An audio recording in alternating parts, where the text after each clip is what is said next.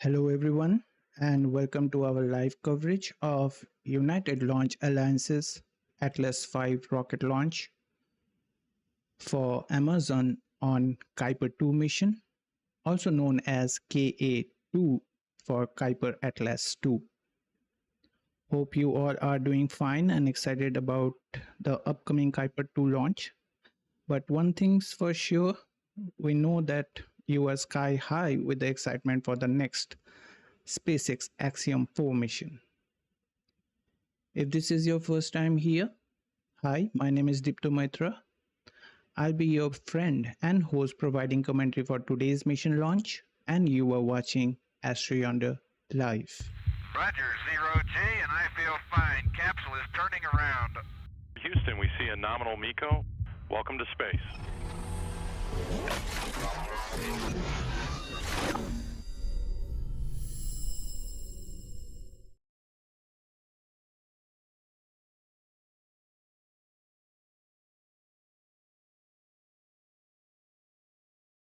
Before we dive into the mission details, on behalf of AstroYonder team and our awesome moderators, we want to thank all of you joining us for today's launch.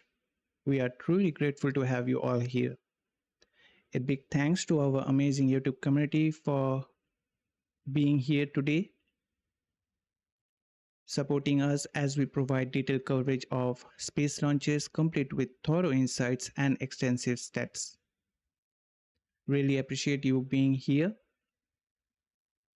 Now, we would love if you guys hop into the chat and let us know from where you are tuning from. Feel free to drop any questions, suggestions, or share your thoughts as we move ahead with the stream. To be honest, it's getting a little tough waiting all these Axiom 4 delays. That's 5 times it got delayed as of now. But when human lives are involved, especially when it comes to a human spaceflight mission, it's always better to safe than sorry. But now let's shift our focus back to Kuiper 2 mission launch happening today. Today's launch marks the Project Kuiper's second full-scale, second operational satellite launch. And currently we are standing by for a United Launch Alliance's Atlas V rocket launch in its 551 configuration for Amazon's Project Kuiper from Space Launch Complex 41 at Cape Canaveral Space Force Station in Florida, within a 30 minutes launch window between 1:25 p.m. to 1:55 p.m. Eastern Daytime on June 16th. Currently targeting at the opening of the launch window, that is at 1:25 p.m.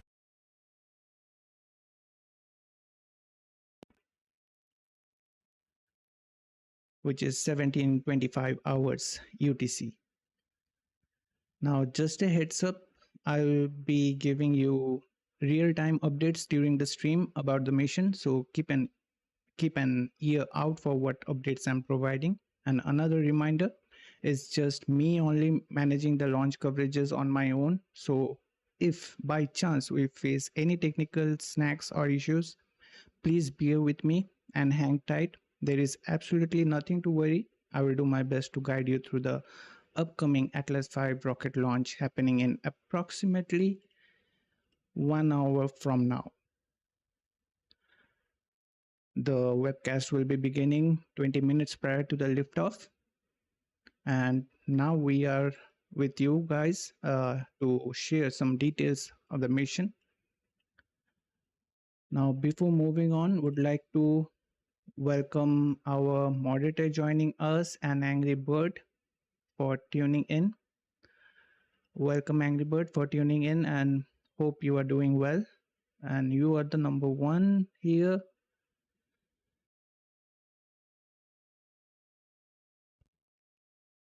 On the chat, so would like to also encourage others to show up on the chat so that we can know more about you. Now, with the previous Kuiper 1 mission, Project Kuiper's payload of 27 satellite was the heaviest payload ever flown by ULA's Atlas 5, that is 15,422 kilograms to be precise. The same applies to today's launch as well. To accommodate it, ULA will launch the Atlas 5 in its most powerful configuration, that is the 551 variant of the Atlas 5 500 series. And we will break down the rocket configuration for you and learn more about the rocket shortly if the time permits. Also, let me mention about the weather because that caused the scrub for Kuiper 1.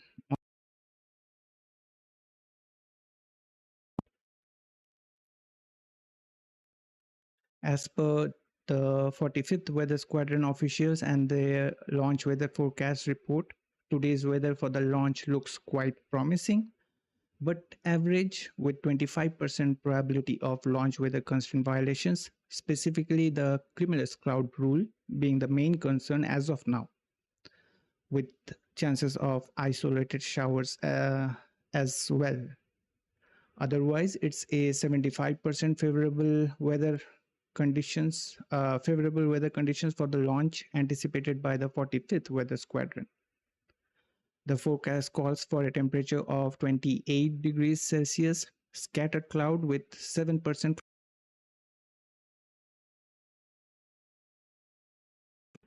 and a chance of an isolated shower, as I mentioned before. Meanwhile, having good visibility and southeasterly wind speed of 15 to 21 miles per hour. Worth mentioning, if for some reason the launch moves to the backup opportunity tomorrow on Tuesday, that is on 17th of June, there is again a 75% chance of meeting the weather rules. Now just provide me a moment so that I can put the chat on a pop out so that I can monitor you guys, what you guys will be saying and interacting. Now for those who are new to today's mission, Project Kuiper is Amazon's low Earth orbit satellite broadband network similar to SpaceX's Starlink mega constellation. Its mission is to provide fast, reliable internet to customers around the world using first generation satellite constellation of more than 3,200 advanced low Earth orbit satellites, or 3,236 satellites to be precise. The satellites are projected to be placed in 98 orbital planes in 3 orbital layers, one at 590 kilometers, 610 kilometers, and 630 kilometers of altitude, respectively. Amazon is expecting to begin delivering service to customers later this year. The company has secured more than 80 launches to deploy their initial constellation. Over the next few years,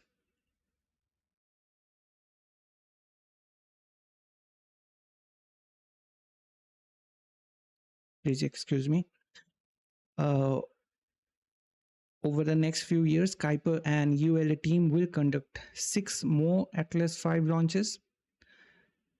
It is 8 in total, all including out if we will be counting today's one. So it's only 6 more left for Atlas 5 launches and 38 launches on United Launch Alliance's larger Vulcan Centaur rocket. So that's 46 in total for ULA. And the remaining 34 launches are planned across our other launch providers, Arianespace, Blue Origin, and SpaceX. But personally, I feel that it's a bit critical considering current launch cadence conditions for all launch service providers except SpaceX, which we know is doing an excellent job reaching their 500 successful launch, crossing the 1,000 mark for Starlink satellites launch this year, flying a booster for 28 times and whatnot. So apart from SpaceX, we know the condition of Ariane Space and Blue Origin, and let's keep our fingers crossed and hope they will be having an increased launch cadence this year that will satisfy the launch target for Kuiper constellation. Well, this is just my personal opinion without any proclivity or bias towards any of the mentioned providers. And according to current launch manifest, I guess we might see a SpaceX launch for Kuiper satellite, that is KF-01 mission. It's the similar naming convention they are having for Kuiper Atlas, KA-01, KA-02 for today, and for Falcon it will be KF-01, Kuiper Falcon 1 mission in second quarter of 2025, although we are getting close to the end of that. Now, let's rewind to see how this mission geared up. ULA began preparation for Kuiper 1 launch by standing up the Atlas V first stage aboard the mobile launch platform at the vertical integration facility located adjacent to Space Launch Complex 41 pad. The subsequent days saw the full complement of 5 side-mounted solid rocket boosters affixed to Atlas to provide maximum launch performance. Right now on your screen, you can see the common core booster getting vertical. The center upper stage, which will carry the payload into the prescribed orbit, was lifted afterwards into the vertical integration facility, and Kuiper 2 marks the 251st center launch atop an Atlas rocket and the 276th flight overall for the upper stage. So right now you can see the upper stage getting to be stacked. While the rocket stacking activities were ongoing, Amazon's technicians were installing the satellites into a specialized dispenser system inside Project Kuiper's satellite processing facility at Kennedy Space Center. Once the craft was all set in place, the Atlas V's composite payload fairing enclosed Kuiper 2 for its historic journey. Then we just saw on the previous video that it got stacked atop the Atlas V rocket. But before that, ULA transported Kuiper 2 payload from the satellite processing facility to the vertical integration facility where the Atlas V rockets are getting stacked, where it became one of the heaviest payloads hosted on an Atlas V rocket for the second time. The previous record was also for the Kuiper mission on the Kuiper 1 mission.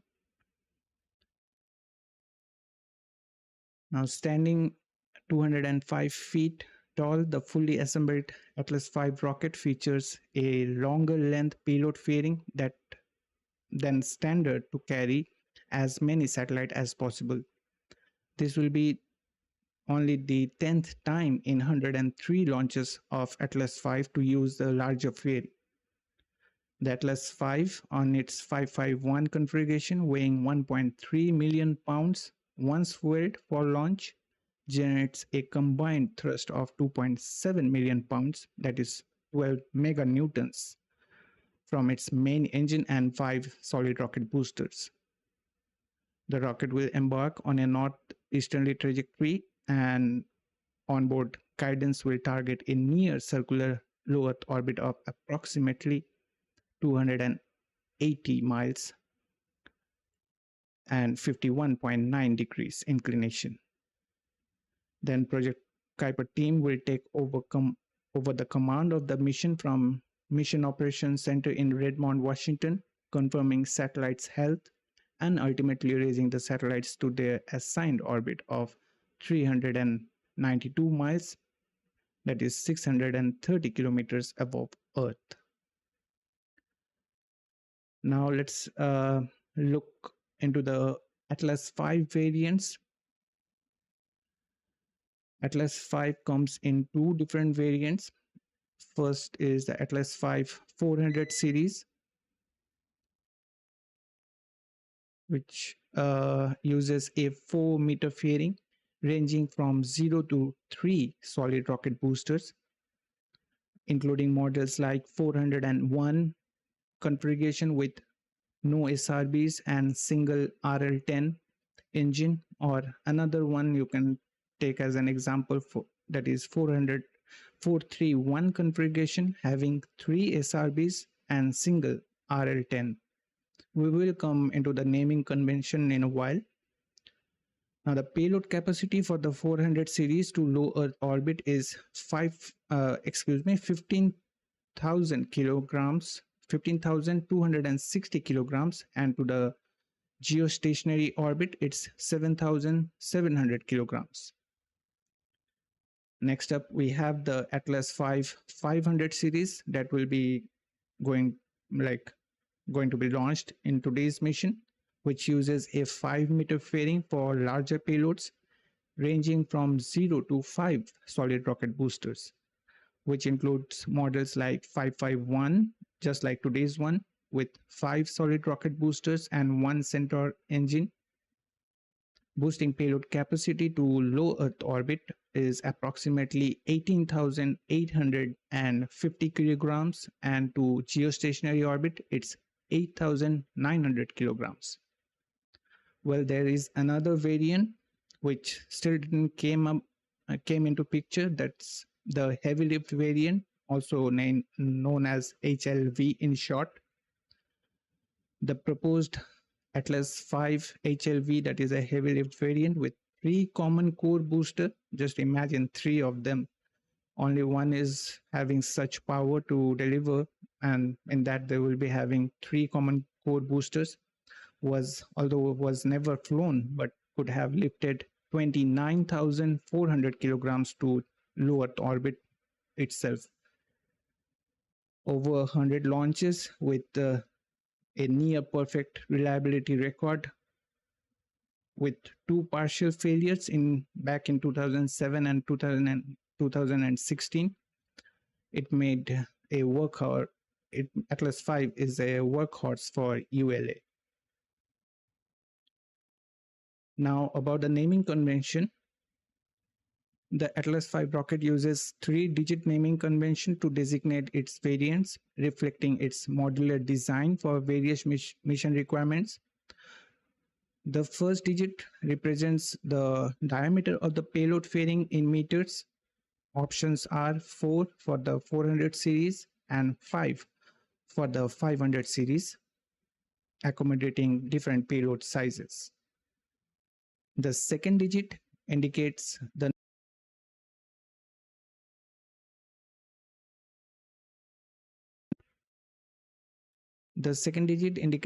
number of strap-on solid rocket boosters, that is the SRBs, attached to the common core booster, and this ranges from 0 to 3 for the 400 series and 0 to 5 for the 500 series, boosting thrust as needed. The third digit specifies the number of RL10 engines on the Centaur upper stage, either one, that is the single engine Centaur, also known as SEC in short, or 2, which will be used in today's flight configuration, that is the dual engine Centaur, referred as DEC in short, affecting the payload capacity and the orbit insertion precision. Now on your screen you can see the flight configuration for today's mission launch, but just take an example for Atlas 400 series, that is 401 configuration. 401, excuse me, I should be saying it in that way, 401 configuration. Then it stands for the first digit 4-meter fairing. The second 0 is for the 0 solid rocket boosters and 1 Centaur engine used for the lighter payloads like the Mars InSight mission. Now for today's configuration, taking into consideration is Atlas V with 551 configuration, having 5-meter fairing, 5 solid rocket boosters and 1 Centaur engine. It is the most powerful variant, capable of lifting up to 18,814 kilograms to low Earth orbit, as seen previously in the Juno mission to Jupiter. So that's all about the naming convention. I hope I could shed some light on that. Now let's dive into the Atlas V rocket for today's mission, breaking down its setup in a way that's easy to follow. Coming from the top, we have the payload fairing. The spacecraft rides inside a 17.7 feet, that is 5.4 meter wide, medium payload fairing. It's built from a sandwich style composite with a vented aluminum honeycomb core and graphite epoxy layers. This two-piece shell wraps both the Centaur stage and the satellites, bringing the rocket's total height to about 205 feet, that is 62.5 meters, with this 5-meter fairing variant. In general, the Atlas V payload fairings are configurable to fit a variety of spacecraft height. Both 4-meter and 5-meter diameter variants are available in 3 lengths. But there is a point worth highlighting. The 4-meter payload fairing is a metallic design configured by additional cylindrical plugs to achieve the desired length, while the 5-meter payload fairing is a carbon composite bisector design manufactured by ULA partner Beyond Gravity. The Beyond Gravity is the space-oriented segment of the Swiss technology group named RUAG, R-U-A-G. I hope I pronounced it right. If not, my apologies for that. Now next we move to the Centaur's upper stage, which is 10 feet, 3 meters wide and 41.5 feet, that is 12.6 meters long.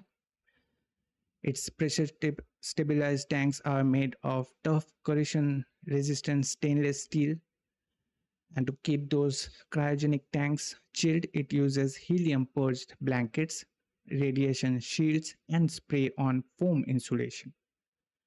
Running on liquid hydrogen and oxygen, it's powered by RL-10A-4-2 engine. Once again, I'm repeating, it's RL-10A-4-2 engine. That is a variant of RL-10A that pumps out 22,600 pounds, which is equivalent to 105 kilonewtons of thrust. Now, the RL-10 engines are manufactured by Aerojet Rocketdyne and L3Harris Technologies Company. And upfront, the Centaur forward adapter hooks up the avionics, fault-tolerant gear that connects electrically and structurally to the spacecraft. Excuse me, I just stammered a little bit. Now, the Centaur's avionics handle the guidance, flight control, and sequencing for both the booster and Centaur stages. Moving on to the next part of the Atlas V rocket, we have the common core booster having a diameter of 12.5 feet, that is 3.8 meters diameter, and stretches 106.5 feet, equivalent to 32.5 meters long. It's a rigid tanks that are built from isocrate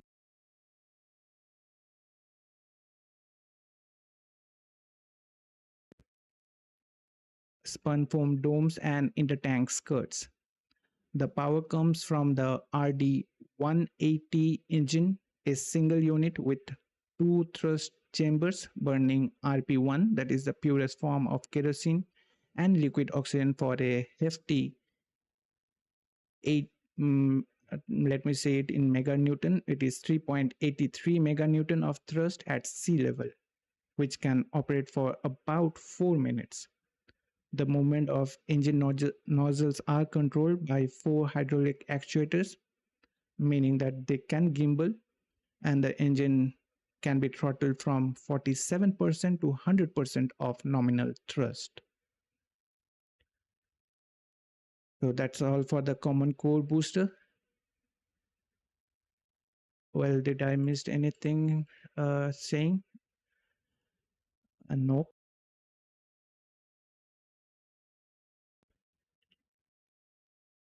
Next up, we have the solid rocket boosters. The 5 GEM 63 strap-on solid rocket boosters kick in at liftoff, each adding 1.6 meganewtons of thrust for 94 seconds to get things moving. So imagine it's just only one of them adding 1.6 meganewtons of thrust to the common core boosters generating thrust. These solid rocket boosters can be of Aerojet's AJ-60A or Northrop Grumman's GEM 63. But currently, United Launch Alliance is using the GEM 63 solid rocket boosters variant in most of their launches, while Aerojet's AJ-60A getting obsolete slowly. The Atlas V with 551 configuration rocket designated AV-105 for today's mission stands 205 feet, 62.5 meter tall, and will weigh 1.3 million pounds once fully fueled for liftoff, and it will leave the pad with 2.5 million pounds, that is 12 meganewtons of thrust from its main engine, and 5 solid rocket boosters to launch the Kuiper 2 mission. Now, if you feel we are adding value to your viewing experience, please consider giving this stream a like. It's like fuel for YouTube's algorithm rocket to bring in more space lovers and helping rocket fans discover this stream. Also, to join our amazing community with spectacular space enthusiasts like you. This is much needed so that this stream can reach out to a broader audience. Also consider about smashing the subscribe button and turning on the bell notification, as we are burning our all-day propellant to bring you streams packed with stats and insights. We would really appreciate your kind support. Now about today's flight profile.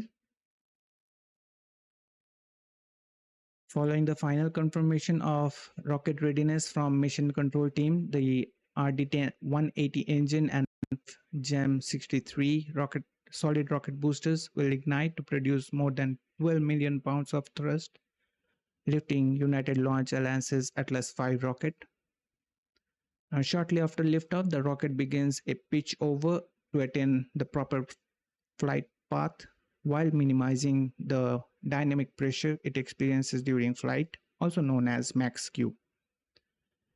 Atlas then reaches Mach 1, the speed of sound, and the 5 solid rocket boosters, or these SRBs, precisely augments the liftoff thrust of the Atlas V, giving it the power to deliver the payload to the orbit. With all propellant expired, approximately 96 seconds into the ascent, the SRB burned out and followed by its jettison. Atlas guidance system then begins steering towards the precise target in space. Amazon's Kuiper satellites encapsulated inside a 5-meter diameter payload fairing that protects them during ascent. Just after crossing the Kármán line and entering the space, the payload fairing is jettisoned, as you saw just some seconds now before on your screen. And after burning most of this fuel into the to flight gravity, the RD-180 engine shuts down and the booster stage separates. Now with the RL-10 engine ignites, powering the upper stage and spacecraft into a circular low Earth orbit, approximately 280 miles, equivalent to 450 kilometers, and with inclination of 51.9 degrees inclination. The first burn comes to an end with engine shutdown, followed by Centaur orienting into proper position to release Amazon's Project Kuiper satellites. And once the satellites have successfully separated from rocket, they will begin a series of mostly automated steps to activate onboard systems, to check the payload's health and will use their electric propulsion system to gradually ascend to their assigned orbit of 392 miles, that is 630 kilometers. Well, a fun fact, the satellites will travel at a speed of more than 17,000 miles per hour on orbit and circle the planet approximately every 90 minutes. So that's close to the speed of International Space Station. While Starlink operates at approximately 550 kilometers above the Earth, Kuiper satellites will orbit slightly higher at 630 kilometers. Once again, just a reminder, when the webcast will begin, live mission updates are coming your way during the stream, so be sure to listen in. Now let's take a look at the trajectory for today's Kuiper 2 mission. Atlas V leaving the pad from Space Launch Complex 41 from Cape Canaveral Space Force Station with the spacecraft on board. The batch of 27 Kuiper satellites for a northeast trajectory leaving Florida's Space Coast, heading into a low Earth orbit, that is to the first shell of Kuiper mega constellation indicated by that green line on your screen. The red line you see indicates where Atlas V's first stage, that is the common core booster, will land after stage separation, just a little later leaving the east coast. With today's Kuiper 2 mission launch, that will bring the total constellation size to 54 satellites. Now we are just 10 minutes away from the webcast to begin, so let's just quickly wrap up with the stats we have for you to share with.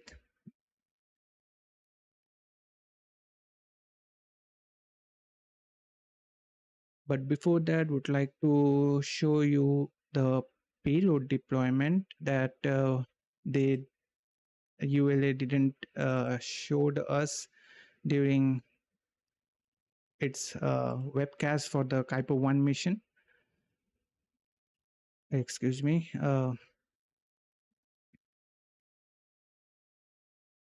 So here is the payload deployment for the Kuiper 1's mission of the 27 satellites launched on April 28th from here only, Space Launch Complex 41 from Cape Canaveral.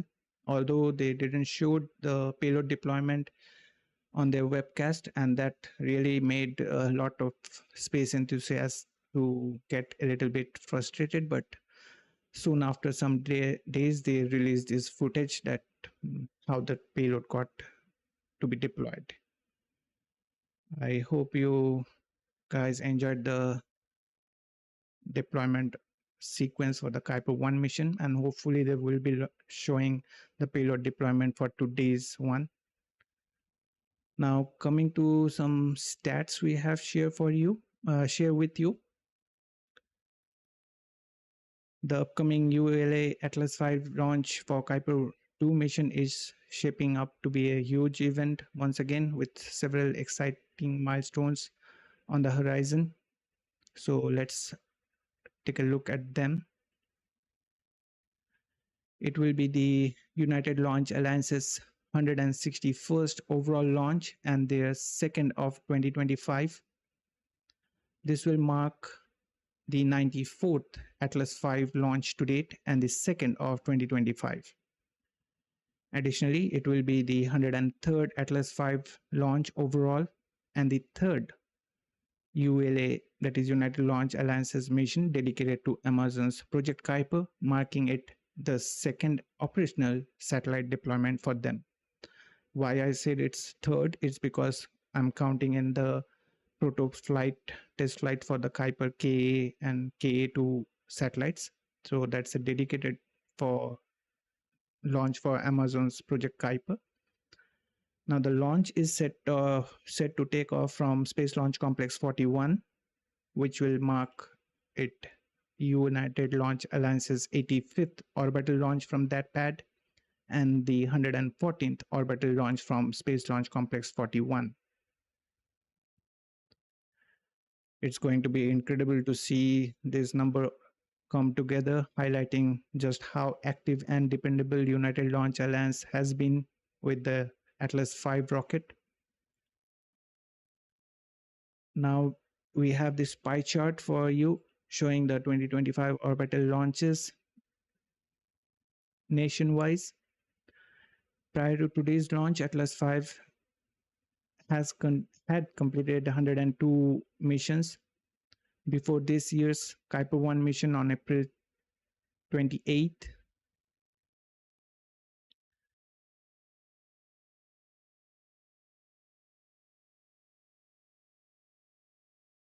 now with this 132nd orbital launch of the year, United States is leading with 86 launches, including this one, followed by China with 34 launches, Russia with 6 launches, 1 launch by Japan, 2 launches from India, and Europe with 2 launches. Australia is about to debut with the launch of Ares rocket, which got scrubbed on its initial attempt due to some fairing half issues.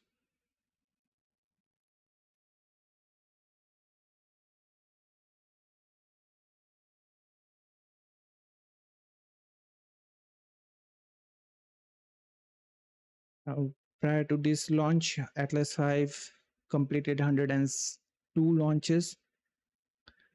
Before this year's Kuiper 1 mission on April 28th, its most recent flight for 2024 last year was the USSF 51 National Security Mission on July 30th, marking its second and final flight of that year. Earlier, it supported the Starliner crew flight test on June 5th last year, again 2024, which came with unexpected twists and turns. Now, with today's launch of Kuiper 2 mission, also known as Kuiper Atlas 2, United Launch Alliance's Atlas V will mark its second launch of this year and the 103rd Atlas V launch overall. Now, we hope that with United Launch Alliance's Vulcan rocket now certified for national security space missions and United Launch Alliance winning a Space Force contract recently for continued critical launches, we might see an increase in launch activity this year from them.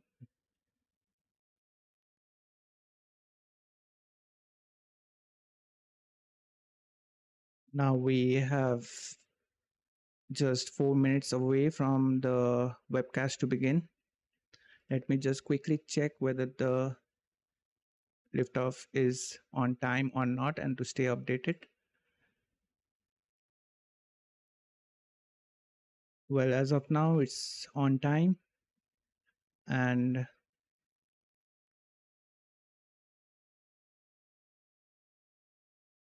I think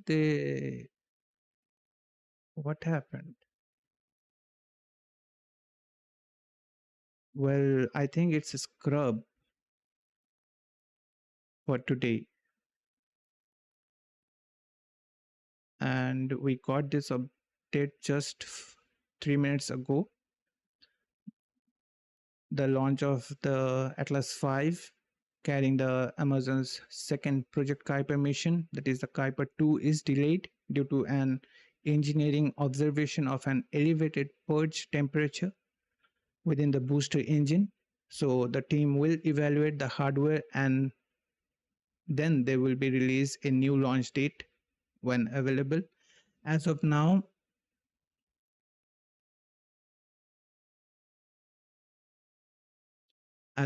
it seems like they will be launching the Kuiper 2 mission tomorrow at the same time, according to their webcast being planned or scheduled. It's showing live in 24 hours, so it's a scrub for today. It's similar to like the previous Kuiper 1 mission.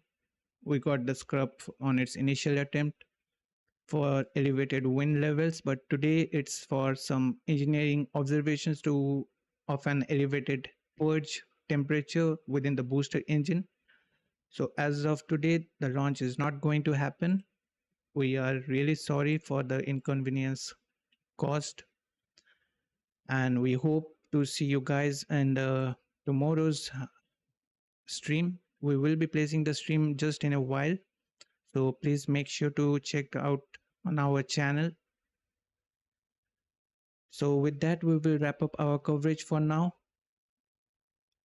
Well, let me pause the timer because it's not going to happen. So with that, we will be wrapping up our coverage for now. But before that, want to thank you for wherever you are watching our live launch coverage. We really can't do this broadcast without you and your encouragement. Thank you for your continued support for everything what we do here at AstroYonder. Be sure to check out the upcoming stream for the Kuiper 2 mission that will be soon getting posted on our channel, as well as for the Starlink mission and the Axiom 4 mission launch coverages. The other two streams are already posted on our channel and it's waiting for your visit. Also consider to check out our social media handle on X for the latest happenings in the space industry and updates on upcoming launches. Guess the link got posted on the chat section. Before wrapping up, would like to thank our moderator joining us, Angry Bird. Although our two of other moderators, it's a house of 4 moderators. Other 3 moderators are missing. I don't know whether they are busy or not. Well, would like to see them soon. Fairmate, Pop Tripika, and Vlad. So once again, thanks for watching, being a part of our journey here at AstroYonder. I wish I could say that you enjoyed the stream, although we didn't got to see this launch today. It's a scrub for today. We are anticipating the next launch attempt tomorrow, and again for tomorrow it will be 75% go from the weather aspect, with 25% launch weather constant violations as of now. Now we appreciate everyone joining us for today's launch. Wishing you a nice week ahead. This is me, Dipto from AstroYonder Live, signing off for now, and we will see you next time.